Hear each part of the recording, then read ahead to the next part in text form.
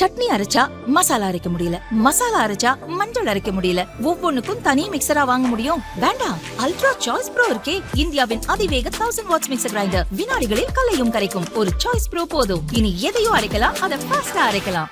அதிமுகவிலிருந்து நீக்கப்பட்ட செங்கோட்டையன் விஜயின் தமிழக வெற்றி கழகத்தில் சேர்ந்தார். அதிமுக தலைமை மீது கடும் அதிருப்தியில் இருக்கும் முன்னாள் அமைச்சர்கள் மற்றும் நிர்வாகிகள் சிலர் தவிகவில் சேர்வார்கள் என்று செங்கோட்டையன் கூறியிருந்தார்.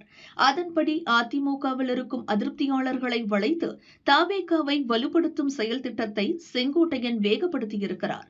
அவரது திட்டத்தை முறியடிக்க அதிமுக பொதுச் செயலாளர் பழனிசாமியும் களமிறங்கினார். முதல் கட்டமாக செங்கோட்டையனுக்கு பதிலடி கொடுக்க அவர் வென்ற தொகுதியான கோபிச்செட்டிப்பாளையத்தில் நேற்று முன்தினம் பொதுக்கூட்டம் போட்டார் பழனிசாமி. ஆனால் அந்த கூட்டத்திற்கு எதிர்பார்த்த அளவு தொண்டர்கள் வரவில்லை. கூட்டம் பிசுபிசுத்து போனதால் பழனிசாமி அப்செட் ஆகி இருக்கிறாராம். இதுகுறித்து அதிமுக நிர்வாகிகள் கூறியது, செங்கோட்டையன் தனது எம்எல்ஏ பதவியை ராஜினாமா செய்துவிட்டு தவிகவில் சேர்ந்ததால் கடும் கோபமடைந்த பழனிசாமி அவருக்கு பதிலடி கொடுக்க கோபி தொகுதியில் உள்ள நல்லகவுண்டன் பாளையத்தில் திட்டமிட்டு கூட்டம் நடத்தினார். கூட்டத்தில் பங்கேற்க முன்கூட்டியே வந்து கல்வி நிறுவனம் ஒன்றில் காத்திருந்தார்.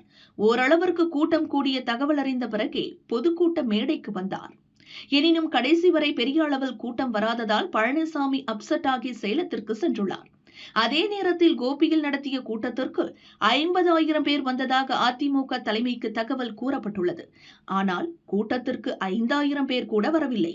மேலும் செங்கோட்டையனோடு தவிகவுக்கு சென்றவர்கள் மீண்டும் அதிமுக திரும்புவார்கள் என்று கூறப்பட்டதும் நடக்காததால் பழனிசாமிக்கு மட்டும் இன்றி மொத்த தொண்டர்களுக்கும் அதிர்ச்சியாகத்தான் இருக்கிறது என்றனர்.